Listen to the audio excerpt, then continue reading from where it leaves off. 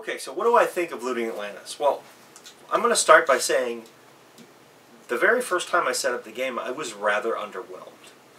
I looked at this and I'm like, what is there to the game? And then we started to play, and I was absolutely overwhelmed with the strategies and the decisions that needed to be made. There is actually quite a bit of thinking in this game. I mean, it's really basic when you think about it. You have some cards with some special abilities. You have lava tokens that are effectively a clock, and you have cars that you move around the board and escape Atlantis with by gathering as much equipment. And I was just like, there's nothing to it. There's a lot of thinking. You have to think about how many points you have, how many points your opponent has. You have to think about where am I going to go to get to my next cards, or am I going to steal it from my opponent? Am I going to be nice to my opponent? Those are all things you have to think about. Now, the very first time we played, it was just me and my wife. And we played very nice. We just went around the board and we filled everything slowly. And basically, we got all the cards off before Atlantis was fully destroyed by lava. I think that took us about 35 minutes to play the game. The second time we played, it was 3 people. It was my wife and daughter and myself. And the game scaled very well. The difference of 3 people playing, it actually picks up the pace, but it also increases the amount of strategy and the things that are going on, the things you have to be coherent of. You have to know who has this, who has that. If I do this, are they going to retaliate? Which is actually, in my line of thinking, it's kind of a design flaw. I don't think they ever intended for Looting Atlantis to be a cooperative, semi-cooperative, or backstabbing game. And it is actually all 3. It is all 3, which is actually a very difficult thing to do.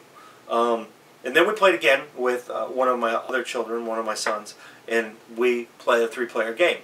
And this player likes to be difficult. So what he did is, instead of going around everything and filling up all the lava tokens, he actually beelined right for the city to speed up the game, and we actually ended up with a lot less cards. So that totally made scoring different. It was a good experience because it shows you how different the game can be played. And then we played one more time. And the last time we played, we actually played with 5 people. The prototype of the game comes with 4 pieces for 4 players, but we played with 5 to see, because we were curious to see how it scales. It scales very well. There's nothing wrong with the way the game does that. We had fun with 5. I want to try it with 6 and 8 as well. I think the game will work. I don't think you're going to need, I mean, where you might have to add another little escape section for your city, just, you know, just use a card or something to make that work. But it was really pretty fun, and it was fast. It was so much faster with 5 people. And the speed actually increases the level of strategy you need in the game. Now, so we can sit here real quick and we can look at the board. You already had an overview of the board, and I didn't talk about it. The art, I think, is very... what's the right word? I wanted to say affluent, and that's not the right word. But the art is fitting for the game. When I look at this, I get a kind of retro look back to the Jetsons from the '60s, and you know, you take all the little city sections of Atlantis, and they're all futuristic, thrown into a volcano area that, to me, lends to the concept of like Southern America, the jungle, and things of that nature. I think they did a really good job with that. There were a couple of things that were going to change, and I don't remember them all. The finals are, I'm sure, in the Kickstarter. The one that I remembered and I really enjoy, and when I do my actual blog post, you can check it out.